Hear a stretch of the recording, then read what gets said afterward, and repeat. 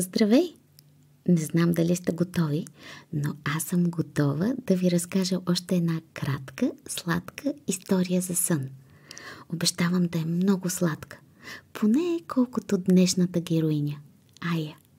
Така че облегни се назад, излегни се удобно, защото потегляме на поредното пътешествие към съня. Сега затвори очи и си представи Ая. Ая е изненада. Новината за нея се появи неочаквано за всички, дори за майка и баща й.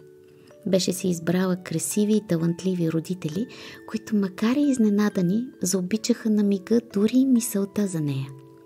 Баба, дядо, чичо, леля, кученцето Ямор, всички я очакваха с нетърпение. Макар че тя държеше да ги изненада и с раждането си.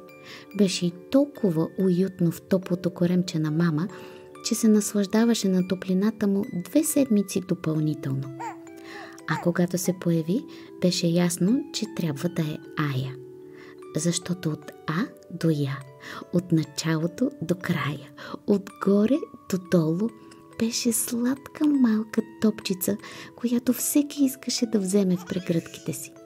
Очите й бяха 2 тъмни маниста, с които като те погледне, без прегради, напълно безпрепятствено и директно влиза в сърцето ти и остава там завинаги.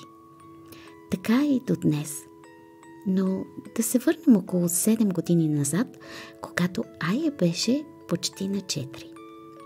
Беше типична хрупкава лятна английска сутрин, в която слънцето се чуди дали да се покаже или да си вземе дрямка.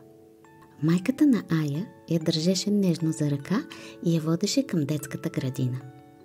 Ая пързаляше унило жълтите си бутушки по тротуара и си мислеше как да забави ходенето на градина. Майка й забеляза бавните крачки и се усмихна. Днес ще те взема по-рано, на обед, и ще отидем цялото семейство да си направим следобеден петъчен пикник. Ая веднага се въодушеви. Иха! Миришеше и на приключение. Тя целуна мама за довиждане и започна да брои минутите до пикника. Времето в градината мина бързо, благодарение на мисълта, че ще потича по поляните. Но когато настъпи момента и мама се появи на вратата, за да я вземе, поредната изненада не закъсня. Облаците на небето дръпнаха циповете си и почнаха да изливат цялата вода, която бяха събрали в пухкавите си кореми. Майката на Ая видя как лицето й посърва и каза: може да няма пикник, но ще има парти. Ще съберем семейството и ще си направим костюмено парти. И подаде малкото розово чадърче на бели точки. Но ще трябва да приготвим къщата, добави тя. Ая крейна. Добре, мамо. Грабна разпънатото си чадърче и започна с удоволствие да шляпа флоквите. В Англия това си е задължително забавление. Отзад приличаше на малка розова калинка с финни тънки крачета и големи жълти бутушки. Потичвайки подводните въжета на дъжда, двете се прибраха вкъщи. На вратата я посрещна Ямор, любимото й кученце, и облиза носа за поздрав. Ая се захихика весело. Баба й беше започнала да чисти. Ая прибра бутушките си, окачи якето си и се затича към баба си. Може ли парцалче? Звънна гласчето й в кухнята. О, ще ми помагаш ли? Зарадва се баба й. Да, ще има парти. Трябва да се приготвим. Баба й подаде една жълта кърпичка за прах и я целуна по челото. Ая обичаше много да помага.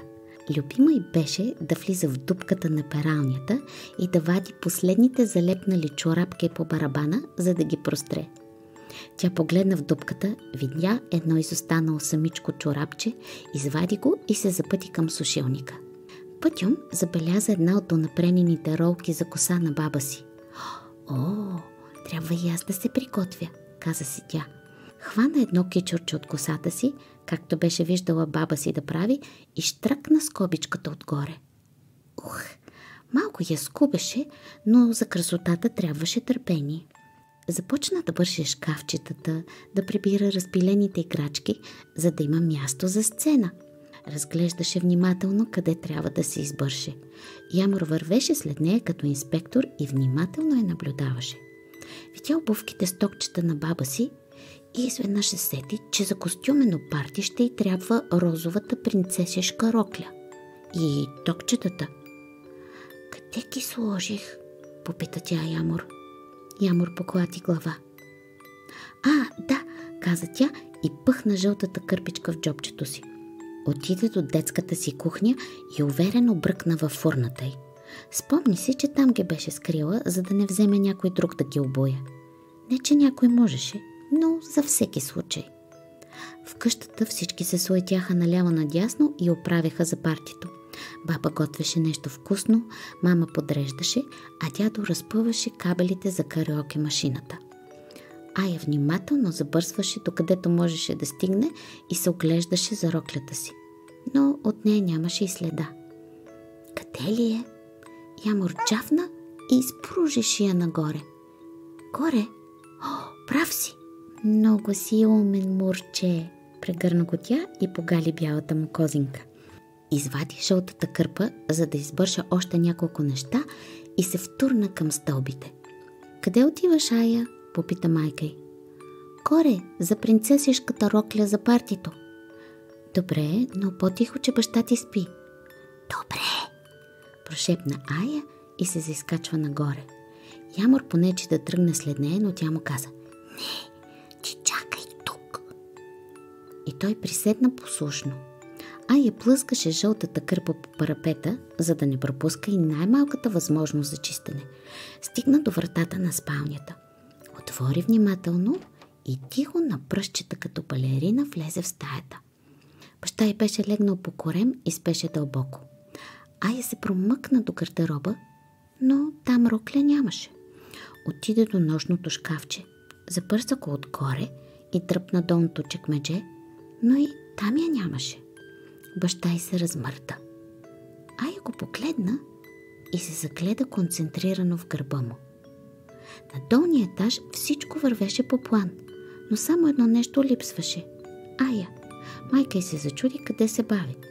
В подножието на стълбите Ямор все още чакаше търпеливо. Майката прескочи верния страж и се качи на втория етаж. Вратата на спалнята беше леко открехната. Тя отвори вратата и завари Ая в много задълбочен процес на чистене.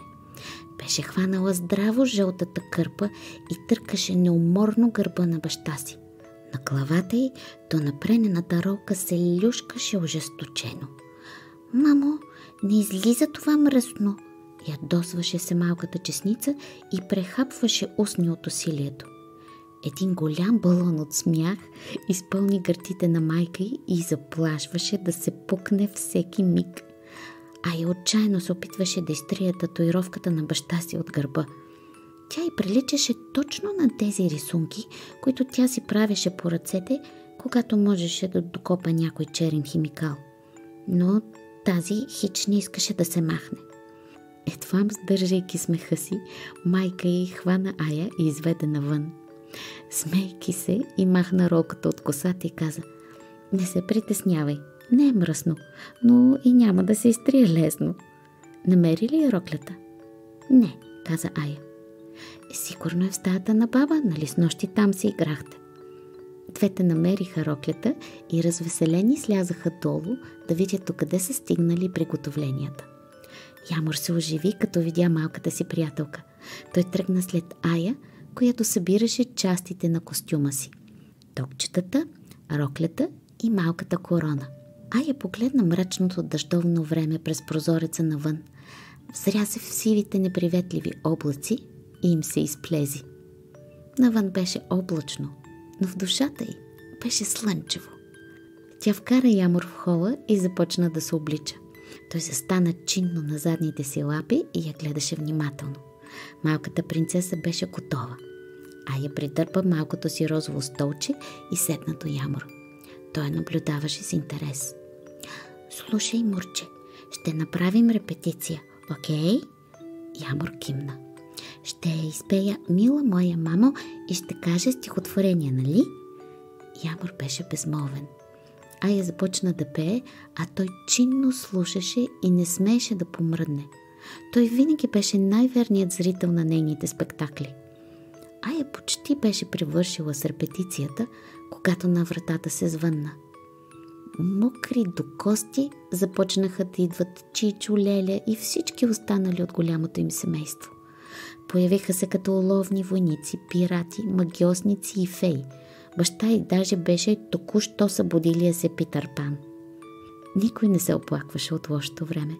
Настана веселба, песни и танци.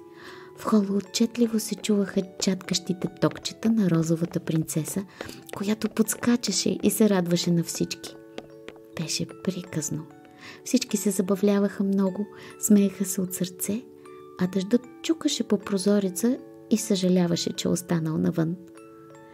Малката розова принцеса скоро се превърна в спящата красавица и баща я пренесе в леглото. В съня й тя и Амур танцуваха и тичаха по голяма зелена поляна, пълна с хора излезли на пикник. Тази приказна, кратка, сладка история за сън стигна своя край.